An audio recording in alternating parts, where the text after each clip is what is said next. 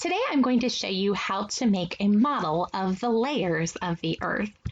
And to do that, we're going to need these materials: 5 different colors of modeling clay, 4 toothpicks, 8 white small labels, some wax paper, and that's just to protect the surface you're working on. You're going to find as you work with this clay that it will kind of leave a residue on your hands and the surface you're working on. It will come off easily with soap, but that just makes cleanup a little easier if you put everything on wax paper. You will also need a sharp knife, and you can have an adult do that step for you, or you can try it on your own with adult supervision. And then you will need a pen or a thin marker. The type of model we're making today is called a cross section, and that just means that we're taking the whole, and it's like what it would look like on the inside. If we cut it down the middle, what would a section of that look like? Now you'll recall that our Earth has these different layers to it. Some people say it has 3 layers: a crust, mantle, and core. Some people describe the Earth as having 4 layers because they break that core into 2 sections: an outer core and an inner core. Regardless of how you count it, to make this cross section, we're going to start with the inside layer first, and then we'll add layers to it until we get to the outside. So that means the first layer that we're going to work on is the inner core.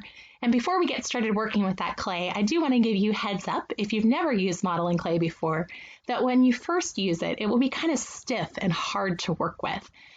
In the book of Jeremiah in the Bible, God uses clay as an example to help Jeremiah understand how God relates to us.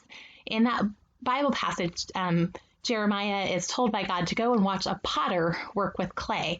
And we can see as the potter works with the clay that the clay is kind of resistant and stubborn. And that's what you'll find with your modeling clay, that when you first put it in your hands, it will not really want to be very moldable or flexible. It will resist the change that you're trying to put on it. But as the clay warms up in your hands and grows more comfortable, then it will be more flexible and better able to do what you want it to do. And that's really a lot like our relationship with God. As we warm up to Him and we get more responsive and more comfortable being in His arms, we'll start to recognize the blessing of being protected by Him and how He can mold and shape our lives. So anyway, back to our clay. Your first step is going to be to make your inner core. To do that, you'll take your smallest piece of clay and go ahead and just roll that around in your hands until it makes a ball. Just a reminder that that inner core is the hottest layer of the Earth, about 9,000 degrees Fahrenheit, and it is made of iron and nickel. Now, normally when we study temperatures, we know that the hotter the temperature is, it does change phases. So normally cold temperatures are solids. When we add heat to them, they become liquids. And then we add even more heat to them, they become a gas. And with a temperature of 9,000 degrees, you would think that that core would be a gas. However, it also has over 3,000 miles of other rock material on top of it. So we do actually know that our inner core is actually a solid, and that is because of the pressure of 3,000 miles of rock on top of it. And we figured this out because whenever we have earthquakes, we can measure the waves that the earthquakes create. And scientists, as they've measured those waves from all over around the Earth, and they've compared that data, they'll notice that when an earthquake starts, those waves can be sensed in other parts of the Earth, but they seem to be bouncing off of that inner core. So that tells us that it's a solid. Your second step is going to be to go ahead and start working on your outer core. To do that, you're going to have to stretch that clay. And again, it's going to be very stiff when you start on it. So I'm going to tell you a little bit more about the outer core while you work to stretch out and warm up your clay and make it more flexible. As you're stretching it, you will want to go ahead and start flattening it as flat as you can get it. Now, our outer core is actually a liquid, and you probably know, if you've ever moved around liquids inside of a solid, that those liquids actually move at different speeds, and they move differently than the solids around them. So for our outer core, as a liquid, when the Earth rotates as it spins, that liquid outer core is shifting around. It's moving at a different speed and rate than the rest of the inside of that Earth that's a solid. So it is also made of iron and nickel, and because it's shifting around like that, it allows the iron that's inside of the outer core to actually line up and create a magnet. So you know that iron is used to make magnets, and so the center of the Earth is actually a big, gigantic magnet, and it is because of this outer core. That's why we have a North Pole and a South Pole to the Earth, and that's how our compasses work, is by attracting to the North and South Poles. What is amazing about it is God planned that so perfectly that that magnetism of the Earth is actually extends beyond the Earth itself and creates these huge magnetic arcs that go all the way out into outer space. And those layers of magnetism that extend out there into outer space are actually what protects the Earth from the extremes of solar radiation. God truly knew exactly what he was doing when he designed our planet. So back to our outer core, you should get it pretty close to flat at this point. And once you've done that, you're going to go ahead and put your inner core ball in the inside of it. And then go ahead and take your outer core and start wrapping it around it so that it's creating a bowl.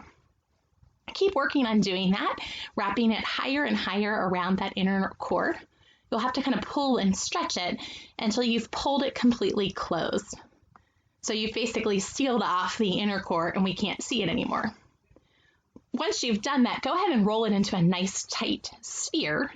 And now you've taken your inner core and surrounded it by your outer core. Our third step, of course, is going to be creating our mantle. And so we're going to use a lighter colored clay for this. This is a rocky layer. Those two core layers are made out of iron and nickel, but this one is going to be made out of rock. And it is the thickest layer of the Earth. Very, very thick compared to the rest of it.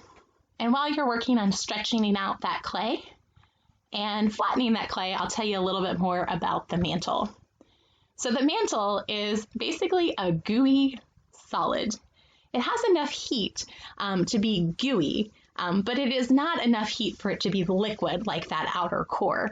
So it's basically like Jell-O. And as you can see in this lovely YouTube video, if you were to swim around in Jell-O, even solid Jell-O is still kind of gooey and allows you to move around. So even though it's technically a solid, it's the type of gooey thing that would still allow movement. Now, if you've ever watched water boil on a stove and think about how that works, there's a heat source down here at the bottom, and then that heat is transferred through the material in waves. And that's actually really what happens with the water, is that we actually have what are called convection currents, and they're basically heat waves that travel through any kind of material from the heat source up to the top surface. So that's actually what's going on with the mantle, is that we have this incredibly hot core down here, and that heat is traveling up through the mantle. So even though the mantle itself is a solid, it's this gooey solid, and it's got ripples of heat waves that run throughout the whole mantle. We call those convection currents, and they're basically patterns of how the heat travels through from the core through this big, thick mantle. So going back to our mantle, as you flattened it, you should now start working on putting it into a bowl shape. And of course, we're going to take the core that you've already created and wrap it around with that mantle. Keep wrapping the mantle clay around the inner and outer core ball that you've already made. And then go ahead and pull it closed. And I didn't do a really good job here in my example of keeping it nice and even. To the best of your ability, try to keep the thickness the same the whole way throughout your mantle. And then once you're finished, you can roll it into a nice smooth sphere that's nice and tight. And that finishes off the mantle. Our fourth step is going to make that last outside layer, which is the crust. And for our crust, we're going to use green clay to represent our land and blue clay to represent our oceans. Now, the crust is actually incredibly thin. It's actually less than 1% of the entire Earth's surface. So take some time to really make this as thin as you possibly can. You make them really, really, really super thin compared to the rest of it. Now, if you think about it, if your parents are like mine, sometimes when they're cooking, they put a pot of water on to boil, they put the lid on to get it to boil faster, and then occasionally we parents get distracted and we walk away.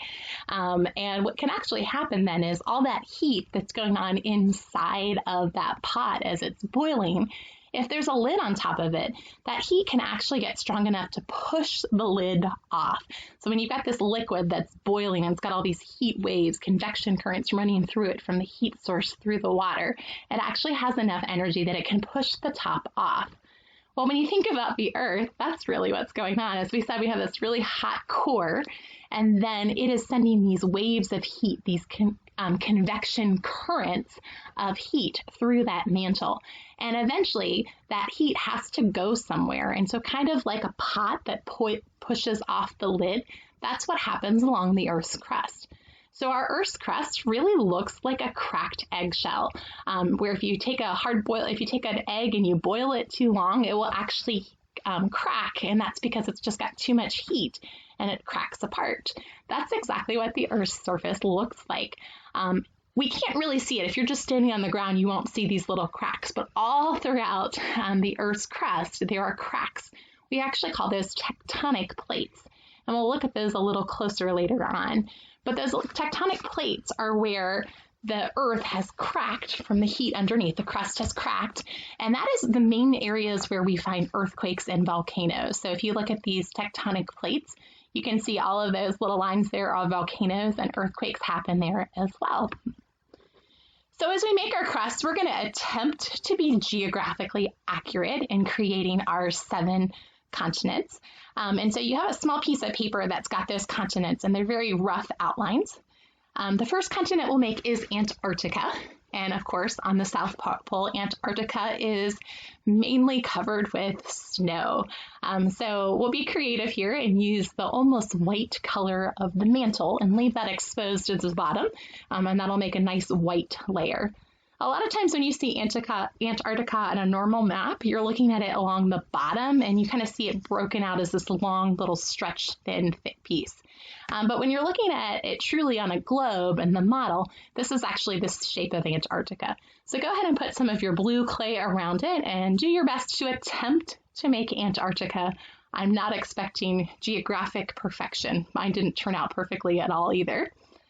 Once you've done that, now go ahead and make North America and South America. And again, you can just take some of your green clay and match it, line it up on top of those outlines. Mine is pretty bad, but there it is, North and South America.